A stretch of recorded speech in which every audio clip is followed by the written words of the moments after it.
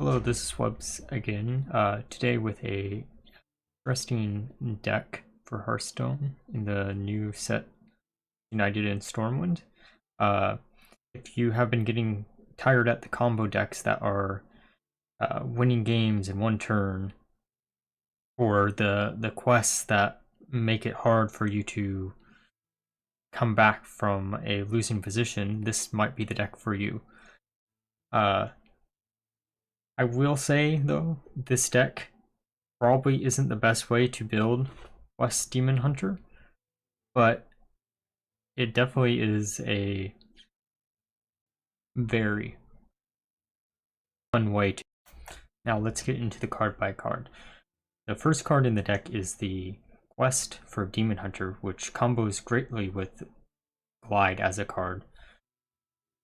Illidari Studies allows you to generate more threats, such as a board clear through the weapon that does 1 damage to all enemies, or even another Skull of Gul'dan or another Glide, depending on which case that you want. Most of the time, though, another I-Beam would probably be the best bet to help self-sustain you a bit more. Then we run one Roguelave in order to clear out the aggro dex boards who run minions that have 2 or less HP. Chaos Strike is a nice card in order to draw 2 cards, and then also combos with Warglaves in order to heal for 4 instead. Immolation Aura also will nuke the board for against aggro decks, which is actually a really nice card to include in this deck just for that reason alone. Wandmaker was probably the most awkward card in the deck. Sure, sometimes you generated a bunch of good 1-cost cards that you would love to play, but honestly, it's probably a card that I would be most willing to change out for this variant, mainly for like any of these 2 drops here, such as the Wash Post, if you want to go more down the hand controlling route, because you can combo it nicely with Glide, which is probably the only reason to ever run this deck, is to make your opponent angry with Glide.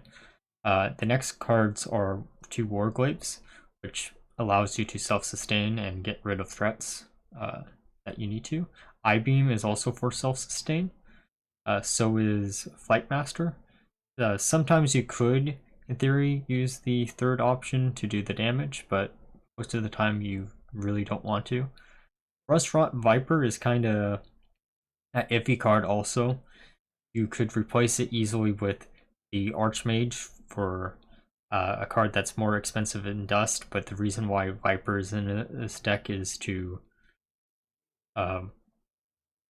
use it for trade-in, or just in case like a weapon deck actually does something for once. Venomous Scorpionid is actually pretty nice in the deck too. It generates more spells that you wouldn't normally run, such as Chaos Nova, which was a card that I almost included in the deck once I started running into a bunch of decks that weren't running quests anymore, but were putting forward boards of like 3 HP minions. Glide, which is again one of the only reasons to actually run this deck this way. Auto trigger is one of the steps for the quest, and then it also allows you to screw over your opponent's game plan by shuffling their hand into their deck. Many games early on when I was testing this deck were won that way, but as people went more towards decks that did not run the quest, or they got smart and actually made sure they could play their quest reward in the first turn, it kind of dropped off a lot. And then the Peddlers are in here because they're just a good 4-drop that's a tradable card, so you can have easier access to completing the quest. But to be honest, completing the quest isn't really needed in the deck. Um, it's nice, but honestly, you don't need to go through it all. Skull of Gul'dan for easy quest completion again. Irebound Brutes are really nice for stalling out the opponent a bit and getting some cheap minions early on if you combo it with Glaive or Glide, I mean, which is kind of hard to do because you'll never know if you're gonna draw these off of Glide. But if you do, then great, you can play them. Mutanus, which was really a funny card to play. There were many games before I started recording games where I would just steal or eat the other person's quest reward, and then they would just give up because they had no win condition. Illidari Inquisitor was like a nice finisher most of the time, and so was Alexstrasza. Now that we are through the card by card, let's get into the 2 future games that I will commentate over. Alright, let's start with the game where the deck performed. So in the opening hand, I mulliganed away all the cards besides the quest because I wanted to get some early answers to a wide board here, or a wide board, such as Immolation Aura, which we drew into. I also wanted to see if I could maybe get Glide in the opening hand, or Skull of Gul'dan in the leftmost place, because that allows you to complete the first step of the quest easily. It was interesting to see Quest Pally because it wasn't a deck that at the time of recording this game I had ran into often. The most common Paladin was either hand buff or some other type of aggro deck. So the hand that I have right now isn't the best, it isn't the worst. The Warglaze is something that I'll probably play on the next turn, where it allows me to get rid of the minion without wasting a charge on getting the Divine Shield.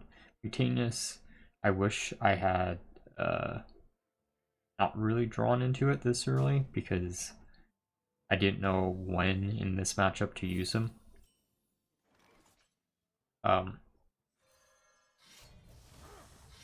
Here I could have used Glide to complete the step, and I probably should have, but I didn't think that it was worth it at the time, which was probably a huge mistake. But this 4 or 5 unit on the opponent's board was very annoying to deal with. I really had to hope for a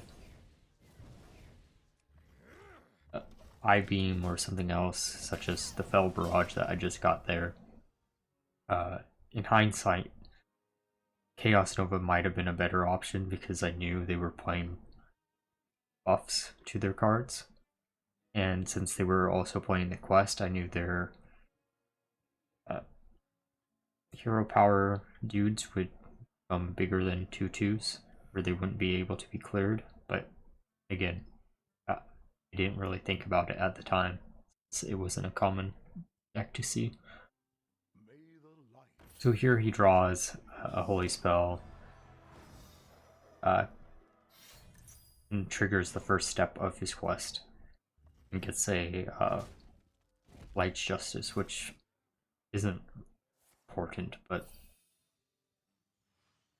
it still allows him to easily deal parts of my board later on. He also puts a couple secrets down which is annoying to play around with this deck because you don't run that many minions or spells that you just don't want to use as a way to not trigger something.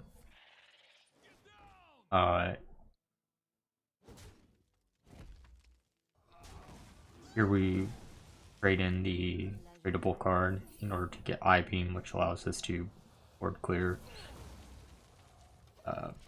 Probably should have saved the I-Beam for something that was bigger than a 2-2.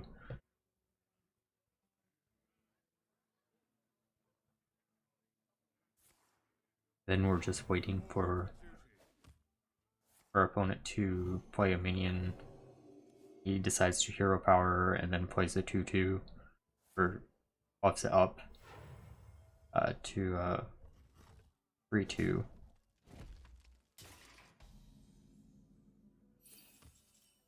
We draw into Wand Maker, which honestly probably not the strongest card in the deck. And then we play one of the Ironbound Brutes in order to put a wall between us and any minions that he would buff up. Around here is probably where I should have used Mutinous to steal something out of his hand, or maybe even a Glide in order to try to mess with whatever strategy that he was playing, but I got greedy and wanted to snipe the quest reward out of his hand instead.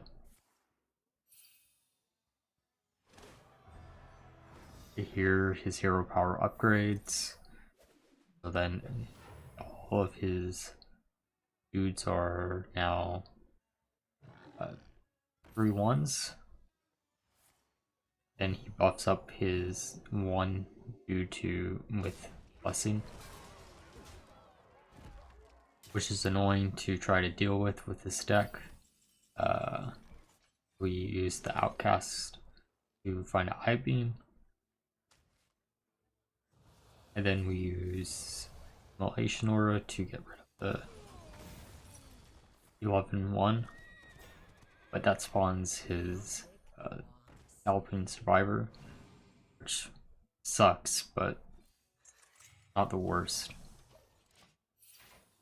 Hopefully next turn we try to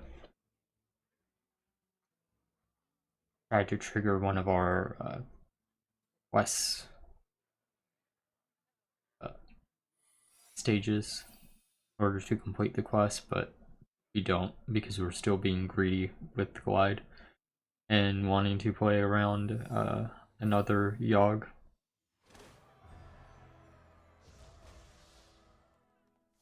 Here he gets the quest reward, and then it's just downhill from here. There's not much we can do with the hand that we have. Only saving grace would have been using Glide.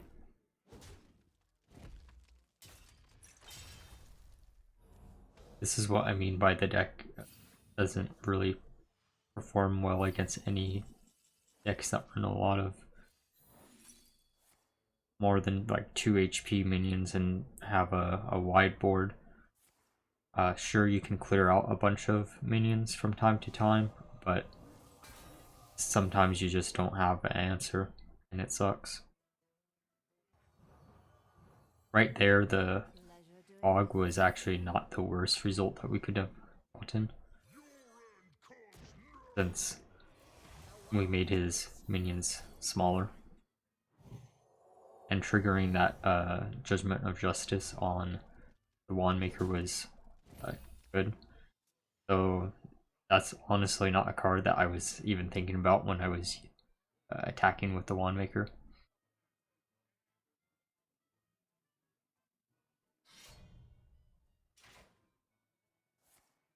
Now he gets 2 more dudes, and then I think he plays another card to generate a full board of them, and then we just lose. He gets rid of our 1/1. I mistakenly attack into face here. and I play my Venomous Scorpid in order to try to get a Skull of Gul'dan, which we do get. The cards off of Skull of Gul'dan aren't going to save us this late into the game. Light Master would have been great. We got it like a turn earlier, because then we could have used its sustained delay when he was about to push forward and make a big turn.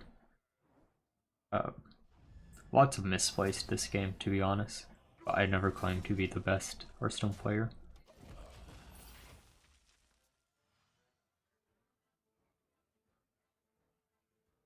And then at this point forward, I basically knew I lost. There was nothing that I could reasonably do if he had any way to generate more minions. And then he plays Day at the Fair, which just describes the end of the game. If we had some type of spell damage minion in the deck or throw wave, then we might have been able to come back. But sadly we don't, so.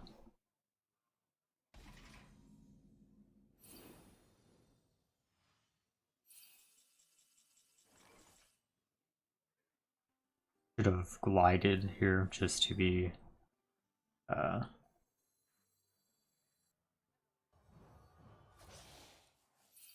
just to throw a Hail Mary, but instead we went with trying to heal up as much as humanly possible.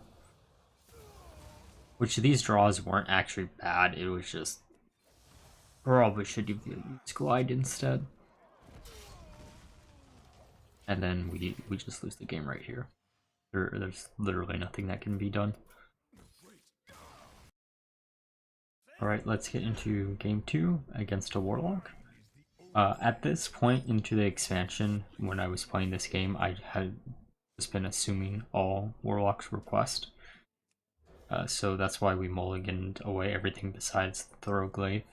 This Warlock runs a lot of 2 HP minions. And in this game, my assumption was correct. They played the quest, and then we got our turn, played our quest, then we passed turn.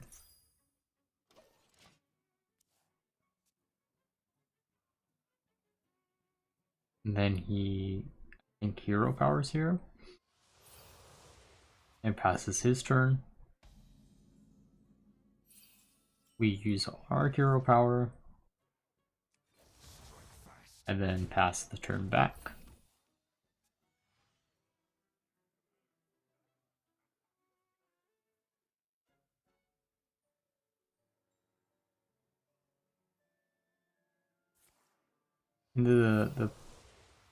Looking at our hand, we are actually not in a bad position at all.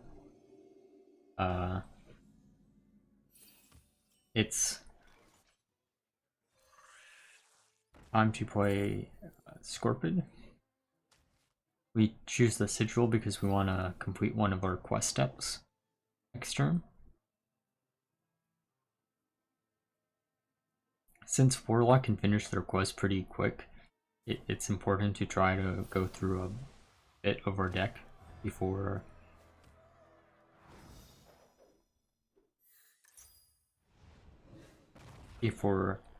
they finish it, in order to get either Glide or Mutanus.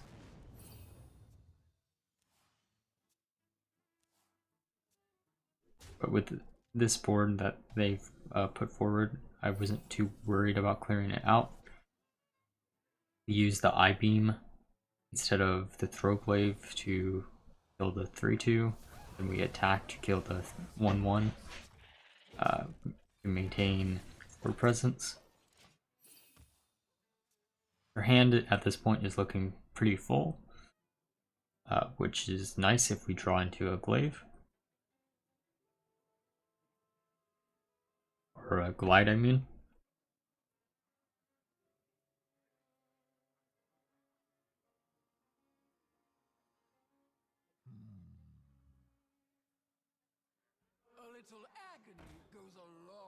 Now they get to play their Dark Lair.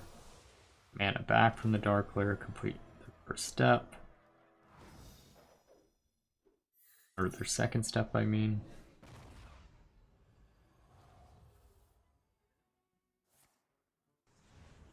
Then they get to complete, or get towards completing the last step.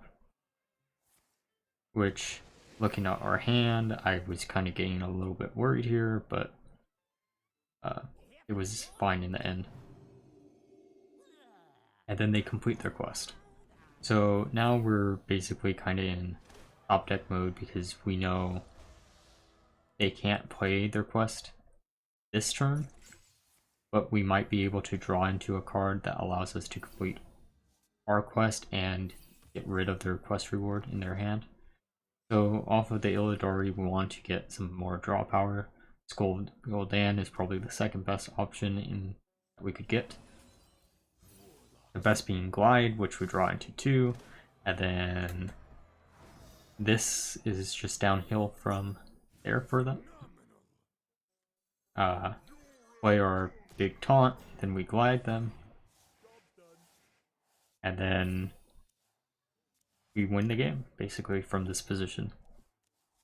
Sure, we lost some card advantage with the size of our hand, but they also lost a bunch of their card advantage, along with the fact that they don't get to complete their quest.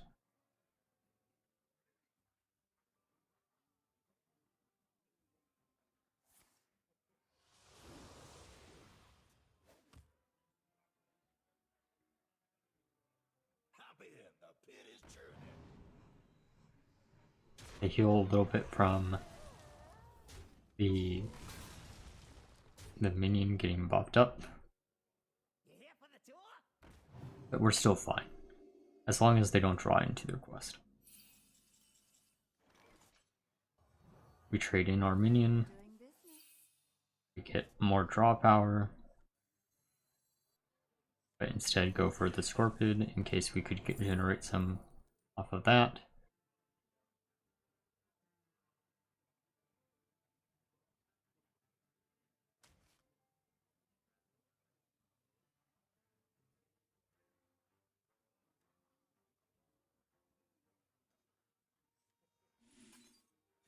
Get our 1 minion dead and then heal for 3.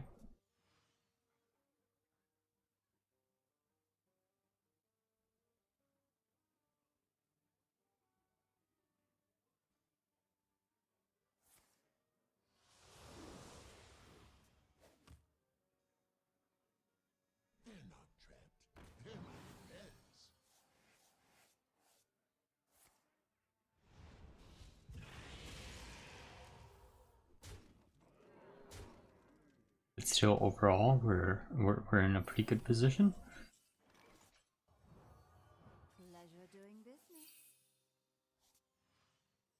We clear out their Dark Lair, which would, in theory, allow them to cycle through their deck a little bit faster. Go face, then next turn we can Illidari Inquisitor them and get them down to 2. Which from this position they could still, in theory, win, depending on what they top deck.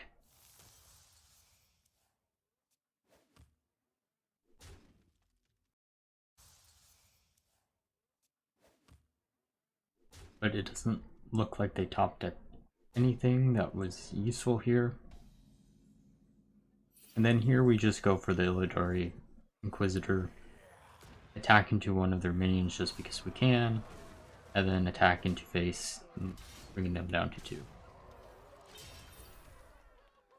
They were probably hoping there they would draw into their quest reward and come back, but with 4 mana, even if they were able to come back in that position, it would be very hard to do, and then they decide to use hero power to kill themselves instead of losing against. Let's get into the discussion of how well they decked it. Alright, now since we're through the games, let's get on to the analysis of how the deck actually performed overall. I played this deck a lot more than I would normally play a deck before giving up on it, because it was very inconsistent on how often it would win. I really would not probably recommend crafting the deck unless you just want to mess around and you have the cards already. Um, the best matchup for this deck was probably Quest Warlock, which was very nice because it was a very common deck when I was playtesting the deck. However, decks such as Hand Buff Paladin were very much a struggle to get through because their minions' HPs were very awkward to deal with, or really big threats. Um, Generally speaking, I would say the weaknesses of this deck were decks that could do a lot of burst damage in one turn if you did not get rid of whatever quest reward they had. Most of the time, generally speaking, would have been Quest Mage.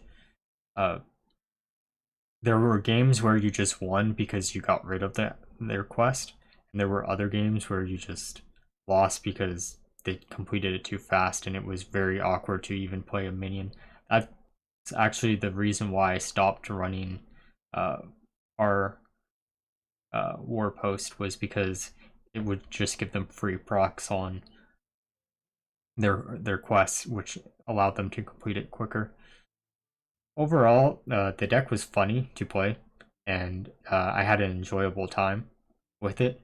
I know for a fact that this is not the best way to run Quest Demon Hunter. OTK Demon Hunter probably would be a better fit just because it has a consistent win condition if you can discount a bunch of your combo pieces early on.